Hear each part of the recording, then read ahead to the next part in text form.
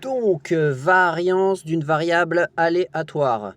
Donc, une variable aléatoire, généralement notée par une majuscule grand X, prend plusieurs valeurs lorsqu'on fait une expérience aléatoire, c'est-à-dire une expérience dans laquelle on ne connaît pas, on connaît les résultats, mais on ne sait pas ceux qui vont se produire. Donc il y a plusieurs résultats possibles. On détermine juste la probabilité que ces issues se produisent lorsqu'on fait cette expérience aléatoire.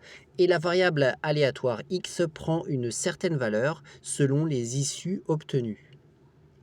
Et donc, quand on a une variable aléatoire, on définit une loi de probabilité. Et cette loi de probabilité donne toutes les valeurs que peut prendre cette variable aléatoire. Donc c'est défini souvent sous forme d'un tableau avec les valeurs que peut prendre la variable aléatoire qui sont notées ici dans la première ligne x1, x2, x3 jusqu'à xn. Et dans la deuxième ligne, qu'est-ce que l'on doit mettre? On doit mettre les probabilités que la variable aléatoire obtienne ces valeurs qui se notent ici. P1, c'est-à-dire P1, c'est la probabilité que la variable aléatoire prenne la valeur x1. P2, c'est la probabilité que la variable aléatoire prenne la valeur x2, etc. Et on a comme ça pour toutes les valeurs des probabilités. Et ça se représente comme ça dans un tableau. Donc ça déjà, c'est la loi de probabilité. Une fois qu'on a obtenu la loi de probabilité, comment est-ce qu'on fait pour calculer la variance? Eh bien, la variance, c'est égal à la somme, ça c'est le signe sigma qui indique somme, de quoi? Eh bien, de la soustraction entre chaque valeur et l'espérance de la variable aléatoire qui correspond à la moyenne, ça c'est notre E de x c'est l'espérance, donc c'est égal à la soustraction entre chacune des valeurs et l'espérance qu'on met au carré, multiplié par la probabilité associée à cette valeur. Je ne sais pas si c'est bien clair, hein, et on fait ça pour chacune des valeurs et on additionne. C'est ce qui représente cette expression avec le signe sigma qui indique somme. Si on veut ne pas utiliser le signe sigma qui indique somme, on écrit toute la somme. Donc on fait espérance moins la première valeur, x1, entre parenthèses au carré, fois la probabilité d'obtenir x1. Voilà, donc ça c'est rien que pour la première valeur. On additionne la même chose avec la deuxième valeur, espérance de x moins la deuxième valeur, entre parenthèses au carré, fois la probabilité d'obtenir x2, la deuxième valeur, plus, même chose avec la troisième valeur, espérance moins x3, entre parenthèses au carré, fois la probabilité d'obtenir x3, plus 3 petits points, et on fait ça jusqu'à la dernière valeur de la loi de probabilité. En calculant tout ça, on aura ce que nous appelons la variance de la variable aléatoire x, v de x. Voilà. Donc on peut voir un exemple. Dans une fête foraine, un stand propose le jeu suivant.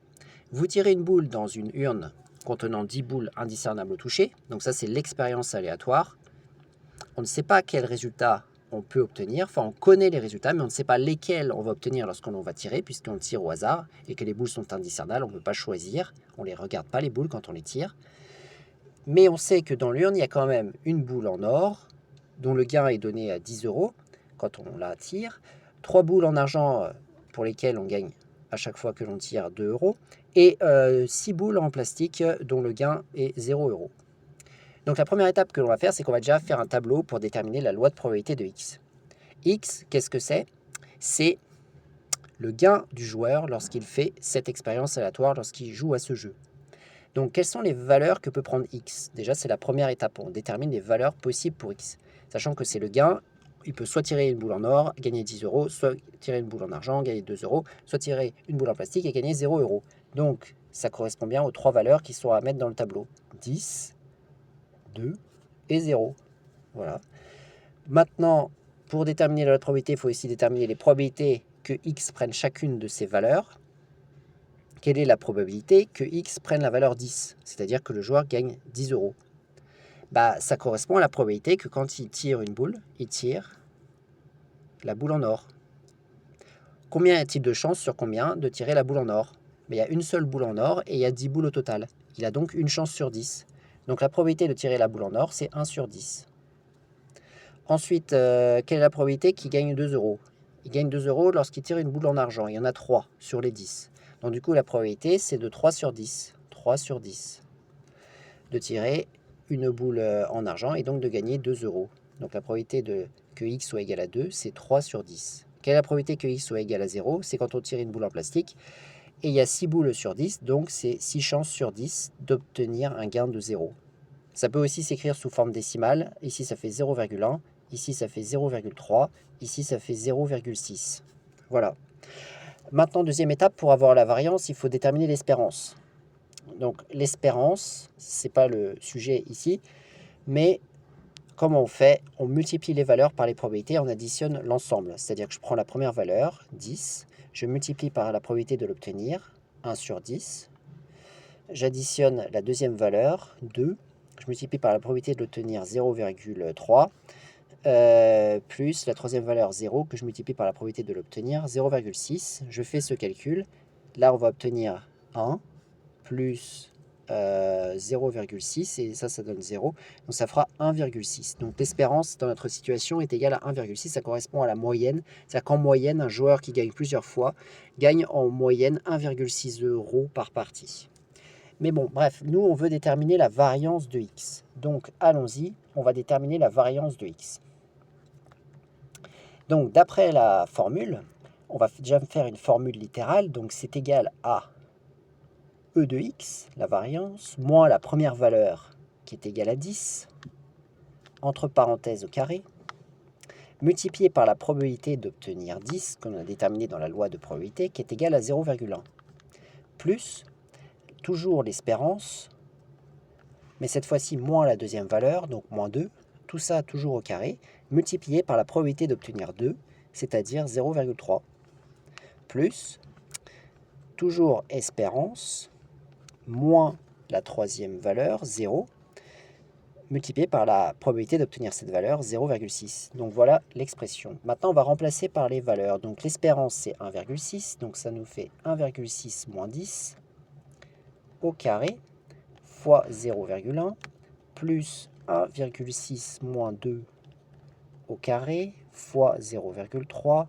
plus 1,6 moins 0, entre parenthèses au carré, là j'ai oublié le carré, fois 0,6.